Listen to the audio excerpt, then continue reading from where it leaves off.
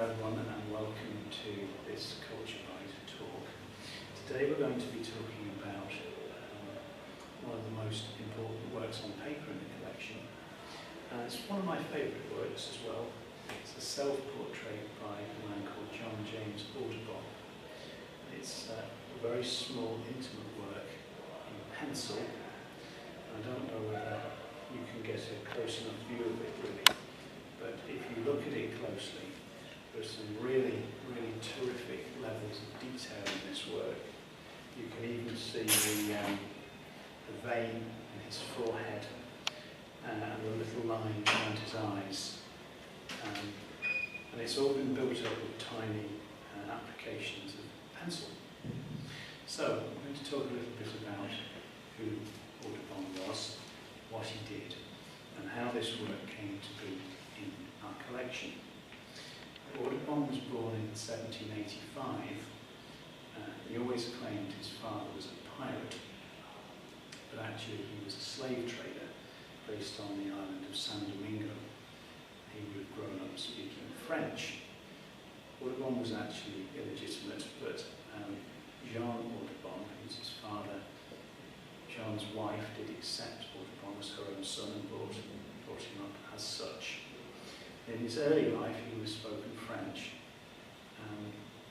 and we don't know a huge amount about his early education, but it's clear that he wasn't a terribly academic person, but he was very interested in hunting and shooting, and also drawing wildlife.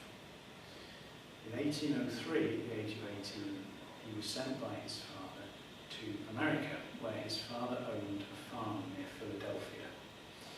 And this was probably so he could learn English, and his father had ambitions for him to be a businessman. One of the neighbouring farms had a little woman on it called Lucy Bakewell, who Audubon married in 1805. Then followed a period when Audubon spent quite a lot of time in more or less, and generally more, disastrous business ventures. He started off as a partner in a store, and that didn't go very well, and eventually that was dissolved. And then he entered a second business partnership, which did very well for a short while, and then went bankrupt when they tried to open a sawmill and various other things. And all through this period, Audubon was really enjoying himself, I think it's fair to say. He was spending quite a lot of time when he wasn't in society, going around, again, hunting and drawing, particularly birds, but he also drew animals in the wild. So all this came to a head in 1818, when he finally went bankrupt, and he had to get a job, which he did manage to do. He got a job, believe it or not, at the Cincinnati Museum as a taxidermist. And I suppose this was great for him because it combined his interests, really, his interest in the natural world and sort of artistic interests all came together. And as far as we know, he worked at the museum for a number of years. But by the mid-1820s, he'd accumulated a really huge collection of drawings of birds of America, about 400. And he got the idea that he would like to print them as a book. And this really meant travelling to Europe, because I'm guessing because there were better skills in terms of the printmaking techniques necessary for producing a book. And in 1826, in the May of 1826, he set off from New Orleans.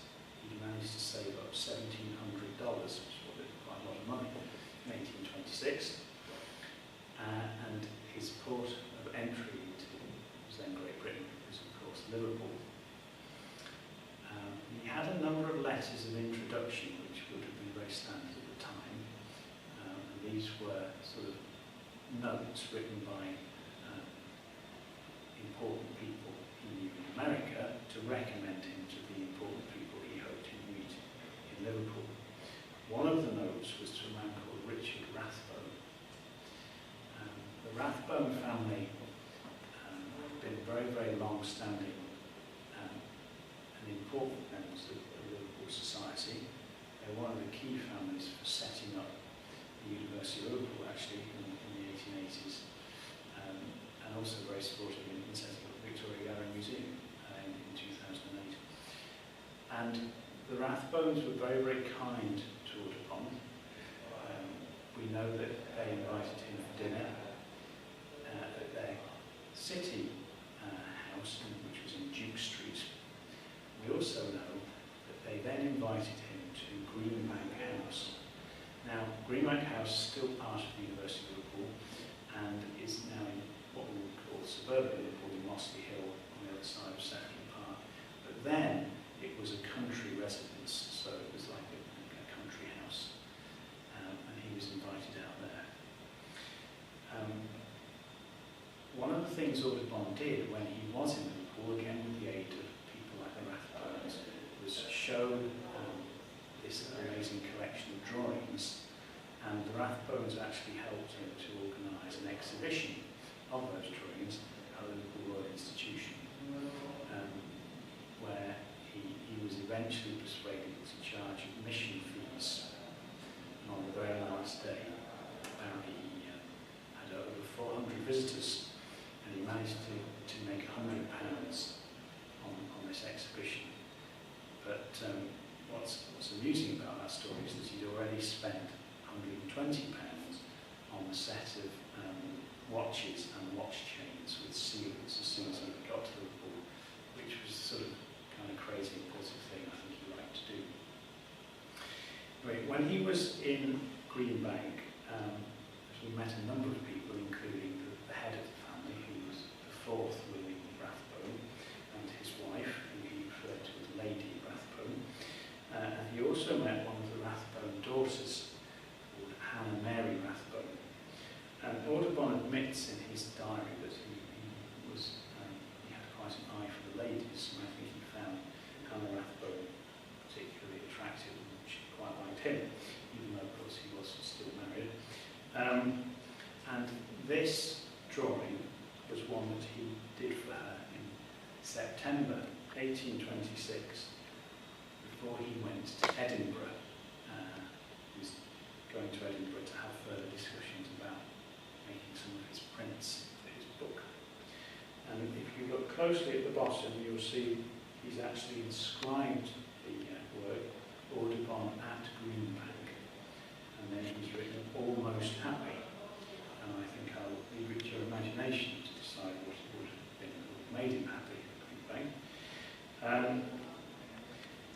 When he returned from Edinburgh, Hannah had the frame that this work is still in, made especially for the work, and one of the first things she made him do was put the work in this rosewood frame.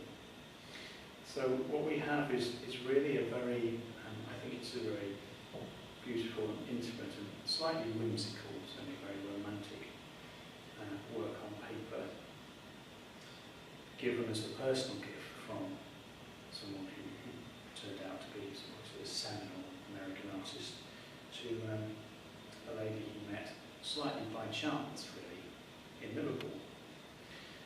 Audubon was ultimately, after a great deal of trial and tribulation, really, able to print his book, which is called The Birds of America.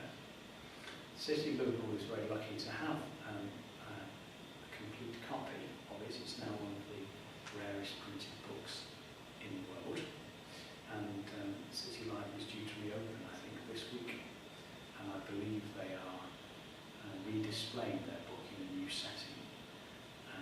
And it has almost 365 pages, and they tend to show a page a day. So if you visit the library for a year, you can see every single plate. This work remained in the Rathbone family. It was passed down through the generations and was ultimately bequested to the university collections by Dr. B. L. Rathbone. and it's now one of the really key works you can see in our